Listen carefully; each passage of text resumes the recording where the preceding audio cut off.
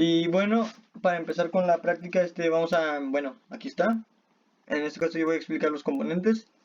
Y los componentes que vamos a utilizar serán una fuente regulable de 9 voltios, la cual, hay algunos componentes que no voy a mostrar más a fondo, pues ya que son muy simples de explicar. Pero bueno, sobre eso está la fuente regulable, que viene siendo una batería o algo que produzca señal, bueno, energía al circuito. En este caso es unos 9 voltios. También vamos a tener tres resistencias de 220 ohms. Pero bueno, pues ya sabemos cómo funcionan. Sirven para evitar que haya cortocircuitos en el circuito, que evite todo ese tipo de cosas. El pulsador pues va a ser un push button, el cual pues ya sabemos que va a servir para mandar señales de pues cuando se active cada parte del circuito. Así que ese tampoco. El LED pues es un diodo LED. En este caso supongo que, bueno, mejor dicho, en este caso simplemente va a ser como que de señal, que va a pasar energía. Y se va a encender cuando pase la energía, como funcionan los LEDs en común. Y luego tenemos el protoboard, el cual pues es de vital importancia, pues ya que pues como sabemos, sin él pues técnicamente no se podría hacer el circuito ni nada en lo general. Y bueno, dicho esto, vamos a pasar ahora sí a demostrar más a fondo los otros que no mencioné aquí. Aquí tenemos un ejemplo, pues un poco el diagrama, cómo se debería de ver, o cómo se va a ver, mejor dicho. Y ahora sí, vamos a pasar con los que no había comentado porque son más a fondo. Bueno, tenemos el motor de CC, que viene siendo el motor de corriente continua, denominado también como motor de corriente directa. El motor CC o DC, por sus iniciales en inglés, que viene siendo Direct Current, es una especie de máquina que convertirá la energía eléctrica en mecánica, provocando un movimiento rotatorio gracias a la acción de un cuerpo magnético. Aparte de él, tiene varias partes, que sería el estator, el cual parte que da soporte mecánico al aparato y contiene los polos de la máquina, que pueden ser devanados de hilo de cobre sobre un núcleo de hierro o imanes permanentes en todo caso. Ahora pasando con el rotor, que viene siendo que es el componente generalmente de forma cilíndrica, también devanado y con un núcleo alimentado con corriente directa a través de su colector formado por delgas. Las delgas se fabrican generalmente pues de cobre y están en contacto alternamente con las escobillas fijas. El principal inconveniente, se podría decir, que tienen estos tipos de motores, que es el mantenimiento algo costoso y laborioso, debido a que pues principalmente su desgaste que sufren las escobillas al entrar en contacto con las delgas. Y las escobillas de motores de baja potencia se fabrican de grafito. Por otro lado, las que requieren corrientes elevadas, como los motores de arranque de los vehículos, se fabrican con aleación de grafito y metal.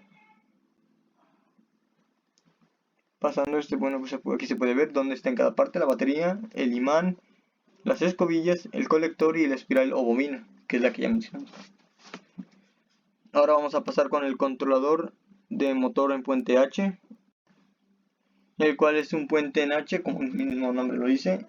Es un circuito electrónico que generalmente se utiliza para permitir a un motor eléctrico DC girar en ambos sentidos, en avance y retroceso. Estos son ampliamente utilizados en robótica y como convertidores de potencia. Los puentes H están disponibles como circuitos integrados, aunque también pueden construirse a partir de componentes discretos.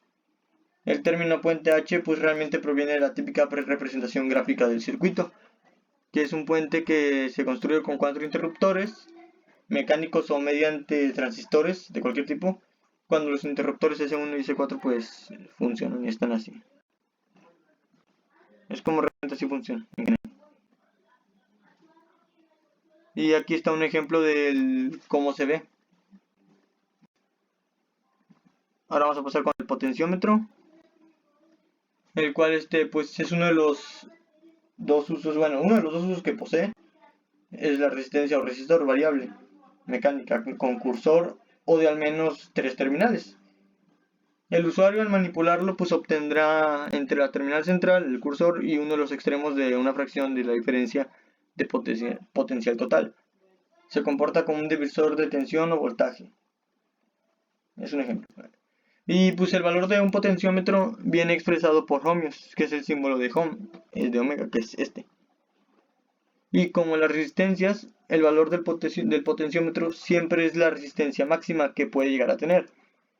Y la mínima lógicamente pues va a ser cero, realmente. Aunque en el caso del potenciómetro un ejemplo es que pues puede llegar a ser los 10k ohms. O resistencia variable que sería entre los 0 a los 10.000 ohms. Es un ejemplo.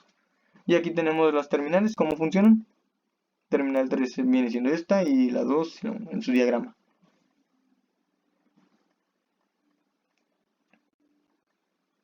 Ahora vamos a pasar con el interruptor deslizante, el cual pues este es un interruptor mecánico que distingue por su forma de funcionamiento, que son realmente únicos de otros tipos de conmutadores debido a la forma en que funcionan. Curiosamente se pueden activar o desactivarse mediante un control deslizante. Eso hace que sea mucho más fácil encenderlo y apagarlo, o colocarlo entre diferentes selectores con los dedos. Puede funcionar con aproximadamente entre 0.1 a 200 voltios, pero la cantidad de corriente y voltaje que puede permitir dependerá de qué tan grande será el interruptor. Hay significativas razones por las que este cambio está causando sensación a la industria. También se puede decir que son conocidos por permitir el flujo de corriente dentro de un circuito sin la necesidad de cortar o empalmar al cable manualmente. Estos interruptores deslizantes se utilizan generalmente para proyectos de pequeño tamaño, no solo extremadamente fáciles de montar, sino que tienen varias ventajas sobre un interruptor de palanca. Los interruptores deslizantes tienen básicamente tienen varios diseños, un poco en general. Ahora vamos a pasar con LCD, que es 2x16. Este tipo de pantalla más utilizada anteriormente son conocidas como display de 7 segmentos o dispositivos que muestran datos alfanuméricos y algún otro tipo de símbolo o imagen, pero con grandes limitaciones en cuanto a poder. Al tipo y número de símbolos y caracteres con un gran consumo de energía y de gran tamaño, un gran tamaño, mejor dicho. Con el paso del tiempo y el gran avance de la ciencia y la tecnología, en este caso específico de la electrónica, este tipo de pantallas han evolucionado y han dado varios pasos hacia el frente para llegar a los dispositivos que vienen siendo los que estamos mencionando, el LCD2X16. En común que se escuche y se conozca la primera parte de este término por las pantallas de computadoras, tablets, teléfonos, celulares y pantallas de televisión. Es por eso que son algo comunes de escuchar, porque son muy utilizados. Y aquí hay un ejemplo, cómo se ven. Y por último, pero no menos importante, tenemos al Arduino, el cual es de suma importancia para esta práctica, ya que sin él no podríamos hacerlo. El Arduino es como aquí se menciona que estamos hablando sobre su compañía, pero realmente el Arduino en general tiene distintas partes. El Arduino se enfoca al acercar y facilitar el uso de la electrónica y programación de sistemas embebidos en proyectos multidisciplinarios, realmente. Y bueno, ¿cómo se podría explicar sobre él? Tiene distintas partes, me gustaría mencionar algunas cuantas, no es que necesariamente las vayamos a utilizar en esta, pero tenemos por ejemplo de corriente continua, tenemos de PWM, tenemos de tierra y tenemos, las partes de tierra que están acá, y en general pues la de conector. Y bueno, dicho esto, ahora sí, pasemos a lo siguiente. Bueno, ya. Eso sería todo. Buenas noches.